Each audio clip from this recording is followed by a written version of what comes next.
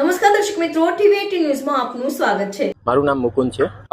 અમે ડીઈઓ કચેરી એટલા માટે આવ્યા છીએ કે અમે રાઇટ ટુ એજ્યુકેશનના અંતર્ગત સિંગલ ગર્લ ચાઇલ્ડમાં મેં મારી છોકરીનું ફોર્મ ભરેલું હતું અને એ ફોર્મ મેં 8 તારીખે એપ્લિકેશન કરેલી હતી।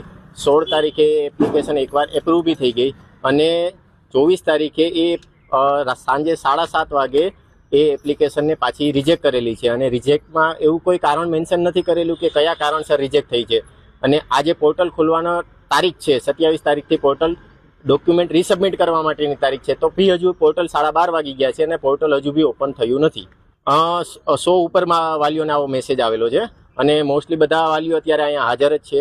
અધિકારીઓ તો એવું જ કહે છે કે અત્યારે ઓપરેટર ફોન નથી ઉપાડતા, ચૂંટણીના કાર્યમાં વ્યસ્ત હતા એટલે ફોન નથી ઉપાડતા અને અત્યારે કોઈ જવાબ નથી આપતા અને બાકી જે હશે એ કહેશે। હવે ડોક્યુમેન્ટ અપલોડ કરવાના 3 જ દિવસ છે અને 2 દિવસ આજે જવાબ નથી આપતા, કાલે ચૂંટણીનું રિઝલ્ટ છે એટલે એના માટે બિઝી હશે, તો લાસ્ટ દિવસે એ લોકો જવાબ આપે તો પછી કંઈક ડોક્યુમેન્ટ ખૂટતું હોય તો અમારે કઈ રીતે અરેન્જમેન્ટ કરવું? અરેન્જમેન્ટવાળા માટે ટાઈમ જોઈએ છે કે આજે પોર્ટલ ખોલવાની તારીખ હતી તો પહેલું તો એ આજે કેમ ઓપન નથી થયું અને જે આ પ્રોપર રિપ્લાય નથી આપ્યો કે કયા ક્રાઇટેરિયા મુજબ એ રિજેક્ટ કર્યું છે એ પ્રોપર રીઝન બતાવે તો જેથી કરીને એનું સોલ્યુશન લાવી અને અમે એ પ્રમાણેના ડોક્યુમેન્ટ સબમિટ કરી શકીએ।